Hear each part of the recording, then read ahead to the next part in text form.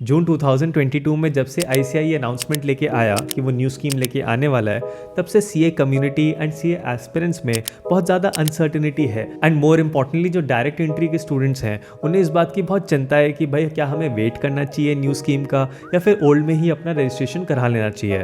तो इस वीडियो में मैं आपसे यही डिस्कस करूंगा कि क्या एग्जैक्टली चेंजेस आने वाले हैं, कब से आने वाले हैं और क्या आपको वेट करना चाहिए। तो पहले ये देखते हैं कि ये डायरेक्ट एंट्री है क्या। देखो, नॉर्मल स्कीम में क्या होता है कि आप पहले अपना सीए फाउंडेशन देते हो एंड क्लियर करने के बाद आप सीए इंटर में जाते हो। बट डायरेक्ट एंट्री रूट में अगर आप एलिजिबिलिटी क्राइटेरिया फुलफिल कर देते हो, इन दैट केस आप डायरेक्टली सीए इंटर के लिए एलिजिबल होते हो एंड आपको सीए फाउंडेशन नहीं देना पड़ता। बट ये स्कीम हर किसी के लिए नहीं है। तो डायरेक्ट एंट्री स्कीम के लिए एलिजिबल होने के लिए ब्रॉडली दो कैटेगरीज में बांटा जाता है। First, graduates and post graduates.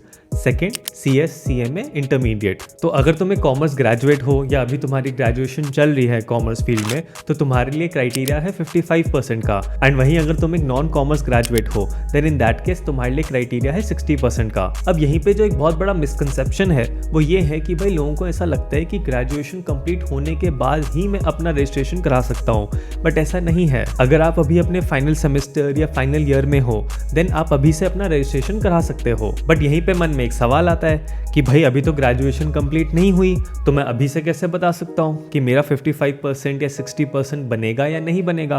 वो तो मुझे एंड में पता चलेगा। और आप कह रहे हो कि अभी से रजिस्ट्रेशन करा सकता हूँ। So how does this work? तो इस चीज़ का जुगाड़ आईसीआई ने निकाला है, प्रोविजनल रजिस्ट्रेशन, कि आप अभी अपना रजिस्ट्रेशन करा लो। आपको वेट करने की जरूरत नहीं है कि ग्रेजुएशन कब कंप्लीट होगी। प्रोविजनल करा लिया एंड देन जब मार्कशीट आ जाएगी फाइनल ईयर की एंड वंस यू नो कि 55% या 60% का क्राइटेरिया पूरा हो गया, देन आप अपना फाइनल रजिस्ट्रेशन कराते हो। अब यहाँ पे जो कैच है वो ये है कि भाई रजिस्ट्रेशन कराते टाइम 18,200 रुपीज़ की फीस जाती है एंड ये नॉन रिफंडेबल होती है। तो कल को अगर तुम्हारा क्राइटेरिया नहीं फुलफिल होता by chance, then in that case इसका रिफंड नहीं मिलने वाला। इसीलिए रीजनेबल बेसिस पे देखना कि भाई क्या तुम्हारा क्राइटेरिया फुलफिल हो पाएगा या नहीं हो पाएगा। तो ये तो बात हो गई प्रोविजनल रजिस्ट्रेशन के बारे में। अब इसके बाद आप करते हो IT training and orientation course, जिसकी टोटल ड्यूरेशन होती है 4 वीक्स की। तो इस एक महीने में आप माइक्रोसॉफ्ट वर्ड, टैली, ये सब चीज़ें सीखते हो, बेसिक ऑफिस एटिकेट सीखते हो। एंड कमाल की बात यह है कि इसको करने के लिए भी तुम्हें वेट नहीं करना होता कि मेरा फाइनल रजिस्ट्रेशन होगा, मैं उसके बाद एलिजिबल हूँ। ये भी तुम प्रोविजनल बेसिस पे पहले ही स्टार्ट कर सकते हो। और अगर तुम्हें अभी ज़्यादा आइडिया नहीं है कि IT/OC ट्रेनिंग में क्या क्या होता है, then I have made a separate video on that, जहाँ पे मैंने डिटेल में बताया है कि वहाँ पे क्या क्या सिखाया जाता है। So you can check out that video. तो ठीक है, बढ़िया है, क्राइटेरिया मैच हो गया, फाइनल रजिस्ट्रेशन करा लिया।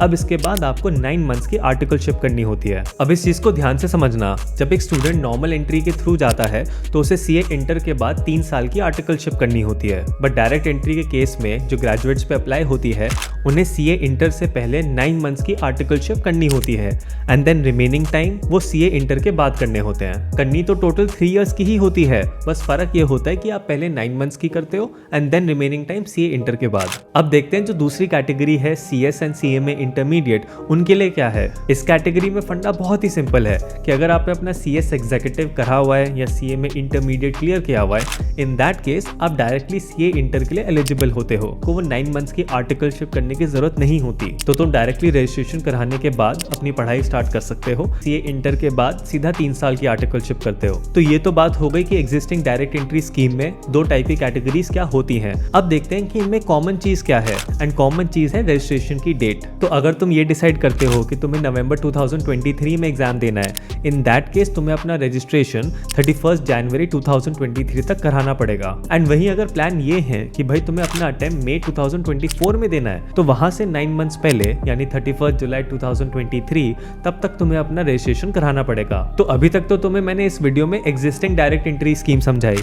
अब देखते हैं कि क्या क्या चेंजेस हैं इसके रिगार्डिंग न्यू स्कीम में। अब पहला बड़ा चेंज जो न्यू स्कीम में आया है वो ये है कि अब ग्रेजुएशन कैटेगरी में अब आपको 9 मंथ्स की जो आर्टिकलशिप पहले करनी होती थी सीए इंटर के, वो करने की जरूरत नहीं है। तो अब ग्रेजुएट स्टूडेंट्स वाली कैटेगरी भी सीधा सीए इंटर देगी एंड उसके बाद अपनी आर्टिकलशिप स्टार्ट करेगी। तो वो जो 9 मंथ्स पहले करना होता होता था, अब वो फंडा खत्म हो गया। एंड दूसरा सबसे बड़ा चेंज ये आ गया कि पहले जो आर्टिकलशिप का पीरियड 3 इयर्स होता था, अब उसे कम करके 2 इयर्स कर दिया है, और वो सबके लिए ही एप्लीकेबल है, चाहे आप फाउंडेशन रूट से जाओ या फिर डायरेक्ट एंट्री रूट से जाओ, अब सबके लिए 2 साल हो गया है। तो उससे फायदा ये हो जाएगा कि जो डायरेक्ट एंट्री के स्टूडेंट्स हैं उनके लिए सीए की जो ड्यूरेशन है वो और कम हो जाएगी। तो ये चेंजेस हैं जो न्यू स्कीम लेके आएगी रिगार्डिंग डायरेक्ट एंट्री।